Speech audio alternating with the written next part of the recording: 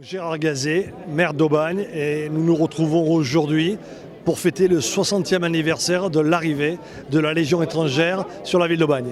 On voit la Légion arriver en 1962, quitter Sidi Bel Abbès, qui était la maison mère de la Légion, et arriver donc pour s'installer dans la ville d'Aubagne, dans un endroit qui était très frustre et qui aujourd'hui est devenu le quartier Vienno, qui est donc le quartier de la maison mère de la Légion étrangère.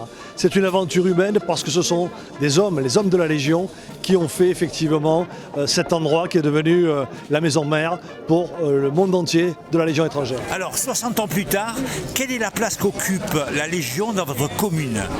C'est une place immense. Vous savez, j'ai l'habitude de dire que la ville d'Aubagne repose sur des valeurs et sur une âme. Et ces valeurs sont au nombre de trois. Il y a bien sûr Marcel Pagnol, il y a bien sûr l'Argile, mais il y a aussi la Légion étrangère. Et je crois que c'est ce triptyque qui fait que nous sommes ici à Aubagne et qu'Aubagne a cette identité et cette spécificité. Et la Légion qui porte donc de grandes valeurs en elle, avec une devise qui est honneur et fidélité, correspond parfaitement, je dirais, à l'âme des Aubagnaises et des Aubagnais. Honneur et fidélité. On imagine que cette journée pour vous a été particulièrement importante et surtout particulièrement émouvante. Ça m'a ramené 60 ans en arrière, lorsque le 14 juillet 1962, j'ai franchi, le premier officier de Légion, j'ai franchi les portes de ce qu'on appelait alors le camp de la demande. On ne savait pas ce que c'était.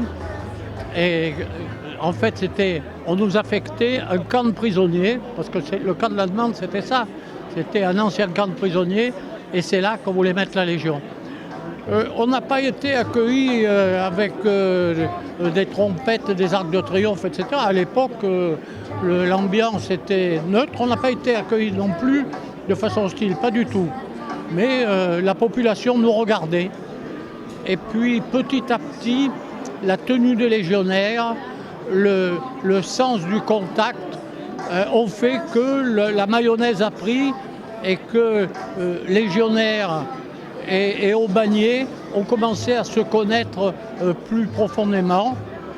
L'apothéose, c'est ce que nous vivons ce soir avec cet accueil extraordinaire qu'Aubagne réserve à la Légion.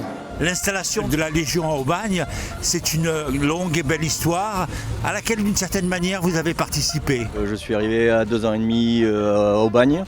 Mes parents avaient un bar-restaurant à Sidi Bel Abbès. Donc ils avaient déjà toute leur clientèle, c'était les légionnaires.